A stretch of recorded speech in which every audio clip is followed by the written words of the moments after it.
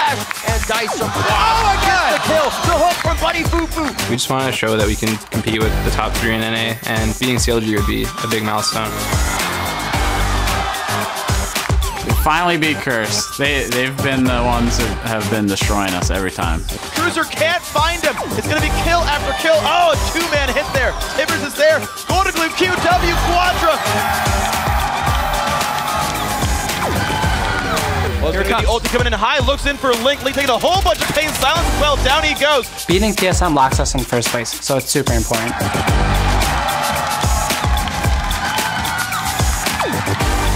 Nice gets hooked in, kicked in the team, pops the Zodiac, Pavelter into the back line, he finds Bjergsen but trades his life for it. GG, TSM. Both Cloud9 and us are looking strong right now in the Super Week, but this last game is going to determine who's first place, and we want that first place.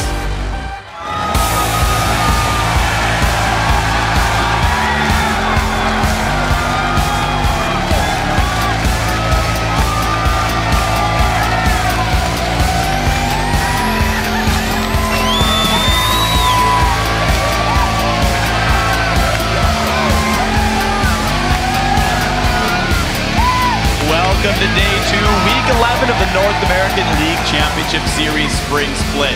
We're coming to you live in front of this OP audience for more Super Week action. Hey everyone, I'm David Freak Turley. With me is Sam, Kobe, Hartman, Kensler. What's your favorite color? Favorite color, turquoise. Turquoise, great choice, I like it. It's already been an explosive week so far as teams sprint toward the finish line, so let's break down the big news. Starting at the top, Cloud9, for the first time since week 1, is sitting in sole possession of first place. They're currently half a game ahead of TSM, but the two teams will face off in our final game of the day today to settle who holds that top spot heading into the last day of the split. Then in the middle of the pack, Dignitas, Curse, and Coast have all secured their spots in the playoffs. And these teams are now playing to avoid a first-round series against Counterlogic Gaming, so all 3 will be fighting to take 4th or 5th place. And right now, the difference between these teams is only 2 games, so it's still anybody's for the taking. Yeah, and while Evil Geniuses and XDG have been eliminated from the playoffs, the stakes are still incredibly high for them as they fight to determine who takes 7th. Yeah, they're definitely going to be looking to avoid the possibility of facing LMQ in the spring promotion tournament. Every win counts. And of course, there were some huge moments that had you guys blowing up hashtag LCS Big Plays. All right, let's read some tweets and then see some players making some plays. It's gonna be fun. At Dagus2 says Kiwi Kid's Annie ult in the last Baron fight was very clutch and stopped Curse's dominating objective steals. At No Sympathy says watching Afromu is like a breath of fresh air. Incredible plays and precision hooks kept CLG a real threat. It's so fresh. Love it. At Toy Ammo says Bjergsen the God, Dark Sphere kill with the flash to dodge Boba, which is charm, just deserves the hashtag LCS Big Plays. All right, roll them plays. That Baron's falling real fast, but Dominate is in steal range. He does have Repel, does not have flash. Tibbers comes down, locks him out. Blue team picks up Baron Nashor. You can see right now, Meteos still actually trying to take these, but CLG not ready to let this one go. Good dodge by Meteos. Smite comes through, gets it flayed. The jump gets flayed. Meteos has nowhere to go. Afromu, LCS Big Play, gonna get out with this one. Link. Yellow Pete looks for the damage. The net, not quite enough damage. Pavelter does not land it. Flashed away after the kill. Oh, the last one right there. Bjergsen just so flashy. He flashing away from the charm. He could have even just walked left. But Let's go this way. First. Looks way. And I noticed that you cheated a little bit. Why? Number 2. Yeah. Calling it an LCS Big Play during the game. Yeah. That just means I'm smarter than you. That's just bias. No, that's just being more involved. I don't even use Twitter. I just use the screen for it. Remember to hop onto Twitter and share your favorite moments from the day using hashtag LCS Big Plays. Now let's see how those plays affected the North American LCS standings, brought to you by the new season of Game of Thrones. Like we mentioned earlier, it's first Cloud9, followed by second TSM. Then in third, it's CLG with 16 wins and 9 losses. Dignitas holds 4th place with Curse on their tail with 10 wins. Next, it's Coast, who slipped into 6th, and tied for last, Evil Geniuses and XDG Gaming. Now, just like life in the Seven Kingdoms, the standings are unpredictable and constantly shifting from battle to battle. Playoffs are coming. Here now is a special look at the new season of Game of Thrones.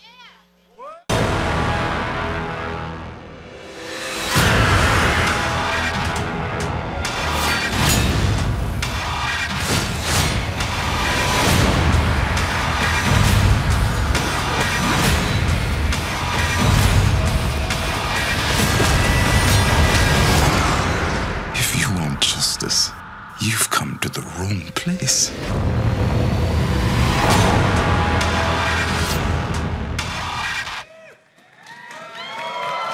guys, don't miss the season premiere of Game of Thrones tomorrow night on HBO, but before that, we've got plenty of action on the Rift today with 6 more games, starting with XDG versus Dignitas. Then Team Solo Mid will battle it out with Coast, followed by Curse taking on Counterlogic Gaming. After that, Dignitas faces off against Coast, who will be looking to climb out of 6th place, then CLG versus Evil Geniuses. And in our final LCS game, TSM takes on Cloud9 in a battle for first place. But stay tuned for the North American Challenger Series Spring Qualifier quarterfinals immediately following LCS coverage. Of course, the crowd pretty excited for the game so far. Now remember to let us know which team you think will win each of our matches today. Head over to lolesports.com, click on schedule, select week 11, and give a thumbs up to your choice. And in addition to all the North American LCS, there you can also find all the international coverage from Europe, China, Korea, and Southeast Asia that will make you a continental connoisseur of League of Legends. And reserve your seat here to join us in the studio for the summer playoffs and cheer your favorite team to victory. Just click on the tickets link for all the details. Then head over to Twitter and share your answer to our question of the day. We want to know which North American LCS player is the most innovative and why. Be sure to write us at LOL Esports and use that hashtag LCS so we can highlight your tweet later in the show. Now let's send over to Riv and Jat at the analyst desk. Thank you very much, Freak. Hello, everyone. I am Rivington Bison III alongside Joshua Jat Leesman. And Jat, I actually want to get your favorite color because I don't think turquoise was a good one. I thought you'd never ask. It is maroon. So I'm pretty happy with the shirt today. Better choice. I like it. Analyst Desk 1. Caster Desk. You guys know the answer. We want to take a quick minute to talk about condition that has been plaguing the NA LCS this year. Yeah, it's important to share the symptoms with our viewers at home so you can quickly diagnose the problem and treat it should you start to experience it. We're, of course, talking about KS. One game in C9 versus C9, the first one we played in the first week, dead kill. The guy was one auto attack away. Kiwi walks up, misses hook, misses play, then autos him and kills him.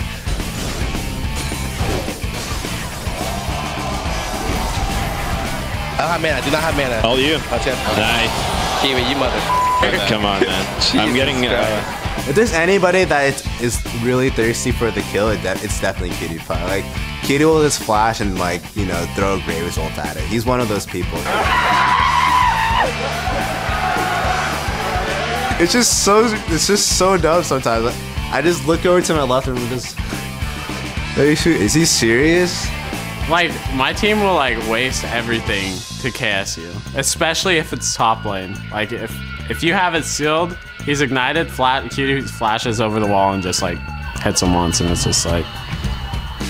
Please stop. That'll definitely give him something. Welcome back, everyone. We're joined by who would like to call KS the kill secured. It's going to be CLG's Double Lift and Bjergsen from Team Solo Mid. Gentlemen, what are your feelings on kind of KSing? Let's start with you, Bjergsen. I don't know. Like from solo queue, you just kind of like as a carry role, you just learn to like kind of like take all the kills and try to like take the game in your own hands. So that kind of like sometimes translates into competitive play when I'm like, oh, I really want this kill so I can get more gold and win the game. Yeah, it's actually really hard to kind of break solo queue habits where you like flash to get a double kill, and sometimes like you just worth on like 1v1 kills because you just want to get as fed as possible so you can carry your team. But in competitive, it's not so smart sometimes to like flash into people to try to get kills or just like try to hold your abilities to KS your team. It's just hard to break those habits. So you guys have had amazing splits together. Obviously, things had to change with teammates coming in and out. Visa issues with Team Solo Mid, kind of breaking away from KS right away. Since we're in Super Week, what have you guys done to bolster all of those, what might have been problems when they came in? When you guys didn't have Dexter and when you had to go back to Europe for a while? We're not talking like kill steal problems, right? No, yeah. We're kind of jumping off of that. Mainly just how you found so much success despite going back and forth between Europe. I think like Reginald's playstyle is a lot like mine. Like he plays like pretty aggressive. He might roam a little bit more. Like he might be like slightly more of like a team player and shot caller, where I'm like kind of more like just kind of like my own like player, and I try to like just like win my lane and like snowball that into like a win for the team. But then like he played some of the same champions, and it was just pretty easy to like translate. Other than like having like a worse shot caller with me coming back, because I feel like Reggie is a really good shot caller. Well, early in the season when we didn't have Dexter, it was Link kind of switching roles to jungle, and it was actually really good for us even though we lost all our games because we got used to Link being the shot caller. Because in the jungle position, he can look at the map more, he can read the map a lot better, and he make calls throughout the game. And so him and Afro kind of work together to like build that synergy and like learn how to shot call together. And I actually didn't really care too much that we had a bad record coming into the season, because I knew like as long as we were the best team at the end of the split, that's all that really matters. Like playoffs is really all that matters. That's what our eyes are set to. As long as we're not like relegated or something, it's not a big deal. So then as soon as Dexter came in, we're like, okay, we're in a good spot now. Since then we've only dropped games to C9 and TSM, and I feel like it just feels nice, you know, like just knowing that we can only drop games and we're a more consistent team. It doesn't matter to me so much like, oh, our early like failures or whatever, our bad record. I'm pretty happy with 3rd place as long as we're going to playoffs strong. Well, Double F, talking about your game yesterday against Cloud9 just a little bit, and your games today, you guys are locked into 3rd place. Yep. But you also say that you want to be really strong going into playoffs. How are you mentally preparing after that loss to Cloud9 yesterday for your games today, knowing that you're locked into 3rd? Oh, well, we just took it as like a learning experience, more, like to just kind of scout what Cloud9's been doing. That game, like it could have went either way, and the red buff may have been. Yeah, the red buff. Was that a learning experience? I think it was worth, honestly. That's a learning experience. It was worth. We made a lot of mistakes, and like that was a really dumb way for me to end the game, and I know it was really bad, but we learned like, oh, like Cloud9 plays this and this, and we shouldn't have gotten outpicked here and there, because like they obviously had the much stronger team comp and they outplayed us mid game. That's how they got like a Baron and like a 10k gold lead. We never want to be in the position where we have to come back, and Cloud9 has to like throw at our Nexus turrets for us to win. So it was really valuable for us to play Cloud9 right there. And I think that any game between the top 3 teams is a 50-50. Yeah, speaking of games against Cloud9, Bjergsen, this one that you guys have at the end of the day could potentially decide the #1 seed in North America. Talk to me what it's like playing against TSM. Or Cloud9. I wouldn't know much about playing against TSM, but yeah. I don't know. Like playing against C9, there's always high pressure. I feel like all of my teammates, including me, are a lot more emotional. If we get ahead or if we get behind, it's a lot more like of a roller coaster when we play them, because they're kind of like I feel like personally they're like the strongest team. So just playing against them is like they're just really good, and I just like playing against them, and we really want to beat them. All right, and as we approach the end of this split, obviously relegation is coming up. LMQ is a very big name going into that relegation for some of these teams. How do you guys feel about them coming out of the Challenger Series? Well, we scrimmed them a pretty decent amount, and there's a lot of hype surrounding them. You know, like Vasily and Xiao Xiao, like, oh, they're so good, and they have this top laner that made World Finals. But honestly, Nian beats Ackerman like probably 6 or 7 times out of 10, and their mid laner is strong. But their bot lane like plays really weird, because Vasily is like a solo queue monster, and he crushes me in solo queue. He crushes me in scrims a lot of the time too. But recently I've realized, and I started watching LMQ's games, and I think they choke in LAN, actually. They have a really big problem playing LAN, or just playing tournament games, because they don't really play LAN in the Challenger Series. But they don't play the way they do in scrims, for sure. They have like pressure problems, I feel. Their bot lane specifically. They don't play as aggressively. Vasily doesn't care. He doesn't go like 20-0 like he does in solo queue, which is really strange, because when you watch his solo queue games, he's playing against LCS bot lanes. So you'd think that he would be able to translate that in the Challenger Series, but he doesn't really do that. Yeah, and Bjergsen, you're actually someone who's translated your success in solo queue very well to the LCS. Have you noticed any type of increase in pressure now that you are on the #1, #2 team in North America and pushing towards playoffs, which could even give you a shot at the All-Star Challenge? Is there any pressure difference there? I felt like a lot of pressure in the beginning. Like right as I got here, my first couple of games were like really pressured, especially since the first one was against C9. I didn't really take any risks that game, which I probably would if we played it now, because I'm a lot more comfortable. But it just took me like a couple of games, and now I'm a lot more used to it. And it's only like really against C9 and CLG where my heart like really starts racing before the game, and I feel really pumped. Right on. All right. Bjergsen, Double Lift, thank you very much for the interview, guys. Best of luck in the rest of your games in Super Week. All right, we need to take a quick break, but first, back to the Shout Desk, where Kobe has a score to settle. Yes, thank you, Riv. And Freak, I do have something special for you today. A couple weeks ago, we had a series of bets, and technically, you did win. Yep. So here is your funny hat, Freak. Congratulations.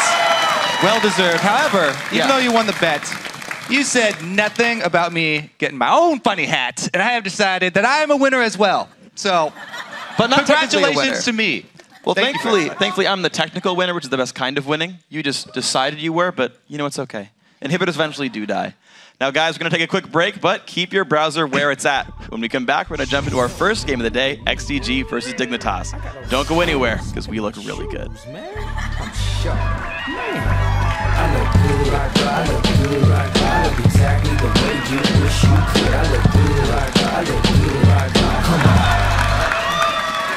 I'm in love with a girl that I call old school. Sipping on my brandy, I'm feeling brand